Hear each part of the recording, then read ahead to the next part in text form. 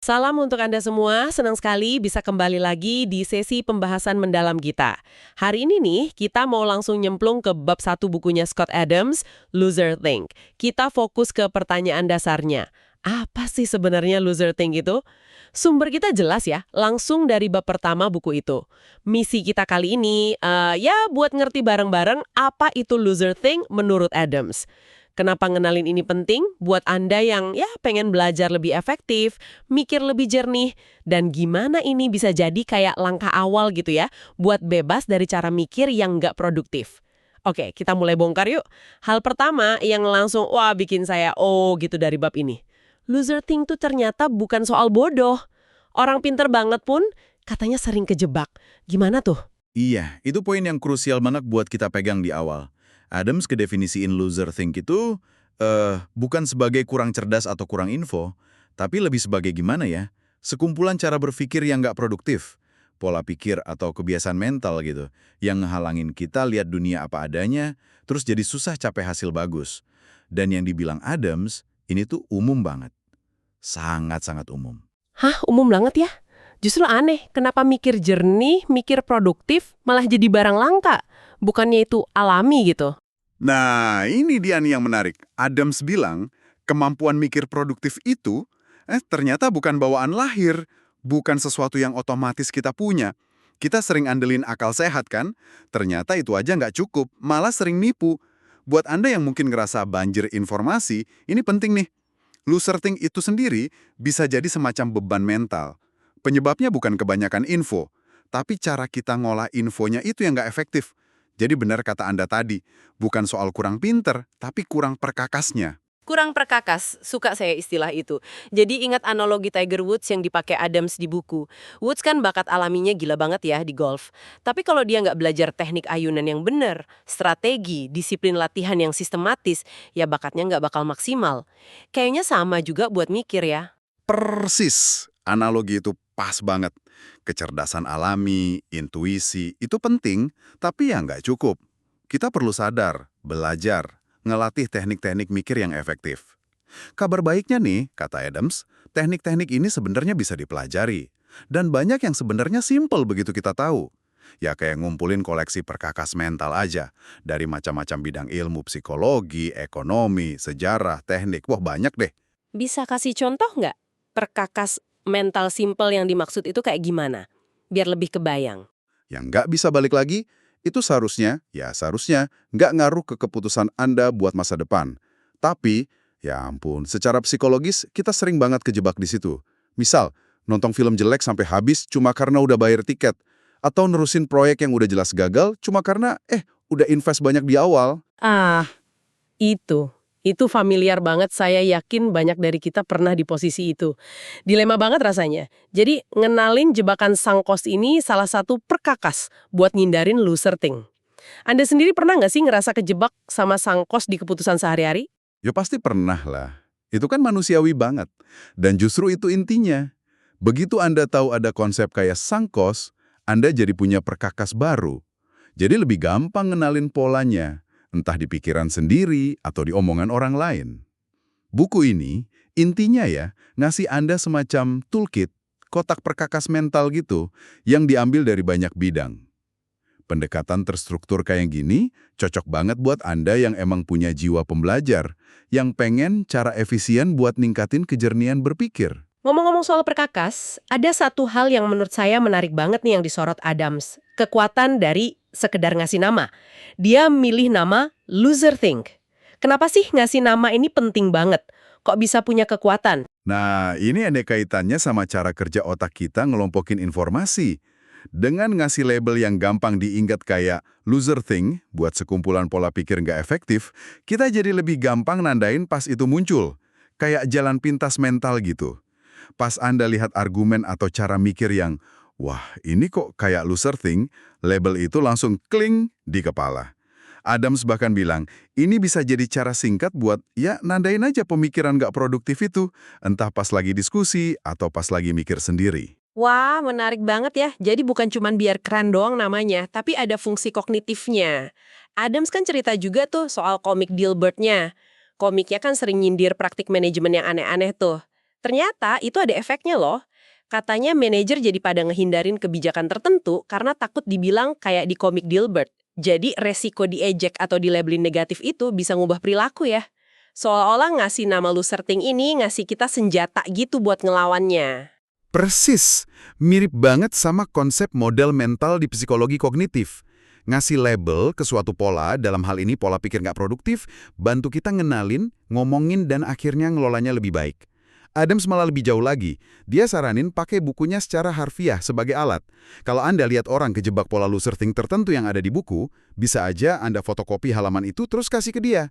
Tujuannya bukan buat ngehina ya, tapi buat ngasih perspektif luar yang mungkin lebih gampang diterima daripada dikritik langsung. Cara cerdas gitu, buat dorong refleksi tanpa bikin orang langsung defensif. Oke. Sekarang mungkin ada pertanyaan nih. Kalau loser think bukan soal bodoh, kok bisa orang yang jelas-jelas pintar, sukses di bidangnya, malah kejebak juga? Adams kan pakai contoh dari dunia Hollywood atau seniman gitu ya.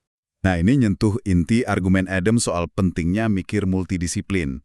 Orang bisa aja jenius banget di seni, musik, nulis, tapi keahlian di satu bidang itu nggak otomatis bikin dia punya pemahaman atau cara mikir yang terlatih di bidang lain, kayak ekonomi, sains, atau teknik. Mungkin niat mereka tulus ya, tapi bisa jadi kurang terbiasa sama skeptisisme analitis atau cara memodelkan sistem kompleks yang biasa di bidang lain itu. Adams nyebut ini sebagai potensi nggak tahu apa yang mereka nggak tahu, gitu. Adams ngasih contoh Seth MacFarlane ya, kreator Family Guy. Jelas pintar banget, sukses di bidangnya. Tapi Adams ngeliat komentar MacFarlane soal sains iklim sebagai contoh gimana perspektif dari satu disiplin seni atau hiburan mungkin cenderung nerima konsensus ilmiah gitu aja, tanpa nerapin skeptisisme yang mungkin muncul dari orang dengan latar belakang beda. Gimana Anda lihat kontras ini? Adams ngegambarin kontrasnya lumayan tajam sih. Orang dari dunia seni misalnya, mungkin lihat ada konsensus ilmiah soal perubahan iklim, terus nganggap itu ya udah kebenaran final. Buat mereka, para ahli udah sepakat ya udah cukup. Di sisi lain, orang dengan latar belakang bisnis atau ekonomi, kayak Adam sendiri, mungkin secara alami lebih skeptis. Bukan skeptis sama sainsnya ya, tapi skeptis sama tingkat kepastian yang diklaim. Apalagi kalau menyangkut prediksi jangka panjang yang kompleks banget. Banyak variabel, banyak potensi bias. Pengalaman di bisnis kan ngajarin, model prediksi jangka panjang itu entah pasar saham, tren teknologi, seringnya meleset jauh. Oke, jadi poin Adams di sini bukan buat bilang ilmuwan iklim salah atau benar soal pemanasan globalnya itu sendiri dalam contoh ini. Tepat. Fokusnya di bab 1 ini lebih ke proses berpikir dan gimana kesimpulan itu dicapai dan disajikan. Adams pakai contoh ini buat nunjukin gimana latar belakang disiplin yang beda bisa ngasilin tingkat skeptisisme yang beda juga terhadap klaim kepastian, apalagi di isu kompleks. Dia lihat ada potensi bias yang bisa nyelip kalau taruhannya gede, uang, reputasi, politik. Misalnya, bias konfirmasi. Kecenderungan kita nyari info yang dukung keyakinan kita aja sambil ngabain bukti sebaliknya. Atau disonansi kognitif, rasa nggak nyaman pas megang dua ide bertentangan yang bikin kita nolak info baru yang nantang pandangan kita. Adams bilang, ngakuin kepastian mutlak pada model prediksi rumit itu seolah ngabain semua yang kita tahu dari psikologi dan ekonomi soal cara kerja bias manusia. Adam juga nyinggung soal keterbatasan peer review ya dalam konteks ini, terutama di area yang kompleks banget. Dia nanya, seberapa realistis sih ngarepin tiap reviewer benar-benar ngecek data mentah atau validitas model rumit dari kolega mereka yang sama-sama sibuk? Dia juga pakai tes penciuman pribadinya, gitu, berdasarkan pengalamannya di banyak bidang, yang bikin dia curiga kalau sesuatu disajikan dengan kepastian absolut, padahal dasarnya model prediksi kompleks. Betul. Dan dia ngingetin kita kalau konsensus ilmiah itu ya pernah salah juga di masa lalu. Contoh yang dia kasih itu termasuk piramida makanan USDA tahun 92 yang pro-karbohidrat banget, yang sekarang dianggap keliru. Ada juga prediksi soal peak oil puncak produksi minyak yang ternyata nggak kejadian kayak yang diramalin, atau kepanikan soal lubang ozon yang ternyata situasinya membaik setelah ada tindakan internasional. Intinya bukan nolak sains ya, tapi lebih ke ngajak kita punya skeptisisme yang sehat. Sadar sama potensi bias, apalagi pas kompleksitas tinggi ketemu sama insentif non-ilmiah. Ini pelajaran penting buat Anda. Mikir kritis itu berarti nanyain gimana kesimpulan dicapai, bukan cuma apa kesimpulannya, bahkan pas disajiin sebagai konsensus. Semua obrolan soal pola pikir nggak produktif, bias, keterbatasan disiplin ini akhirnya ngebawa kita ke konsep utama yang dikenalin Adams di akhir bab, penjara mental. Apa nih maksudnya? Penjara mental itu, kata Adams, ya ilusi-ilusi, keyakinan salah, pola pikir nggak produktif, loser think, yang bareng-bareng ngebatasin cara kita lihat dunia, yang ngehalangin kita mikir jernih dan bertindak rasional. Kita semua, ya sedikit banyak, hidup di dalam penjara mental yang kita bangun sendiri dari pengalaman, bias, dan cara mikir kita. Nah, loser think ini mekanisme yang ngebangun dan nguatin tembok-tembok penjara ini. Oh, jadi tujuan buku ini dimulai dari bab 1 ini, ya buat bantu kita ngenalin tembok-tembok penjara mental kita sendiri. Tepat sekali. Adams kayak ngasih peta atau kunci gitu lewat buku ini, buat ngenalin dan keluar dari penjara-penjara mental itu. Alat-alat yang dia tawarin itu basisnya dari pengalamannya yang unik dan macam-macam. Sebagai kreator Dilbert yang ngamatin anehnya dunia korporat, sebagai ahli hipnosis terlatih yang paham cara kerja pikiran bawah sadar dan sugesti, dan juga sebagai pengamat dan praktisi persuasi yang belajar gimana keyakinan dibentuk dan diubah. Buat Anda yang nyari momen aha atau pencerahan gitu pas belajar, nah, ngenalin tembok penjara mental Anda sendiri, ngenalin pola loser think di diri Anda, itu dia momen ahanya. Oke, jadi kalau kita rangkum nih dari pembahasan bab 1 ini, kesimpulan utamanya apa ya? Apa artinya ini semua buat kita yang pengen mikir lebih efektif? Bukan soal IQ, tapi soal metode berpikir yang kita pakai. Kabar baiknya, ini bukan kondisi permanen. Kita bisa belajar ngenalin pola-pola loser think ini. Di diri sendiri maupun orang lain, kita bisa ngelengkapin diri dengan perkakas mental yang lebih oke, yang dipinjem dari macam-macam bidang ilmu. Mengakui dan ngasih nama ke pemikiran nggak produktif ini, kayak yang ditekankan Adams, itu langkah pertama yang penting banget buat mulai ngebongkar penjara mental kita. Buat buka jalan ke pemikiran yang lebih rasional dan efektif. Langkah pertama yang krusial ya. Sebelum kita tutup nih, ada nggak satu pemikiran penutup yang agak provokatif dari bab ini yang bisa Anda bagi buat direnungkan pendengar kita? Ada satu poin dari Adams yang cukup menantang ya, dan relevan banget buat direnungkan di era informasi sekarang.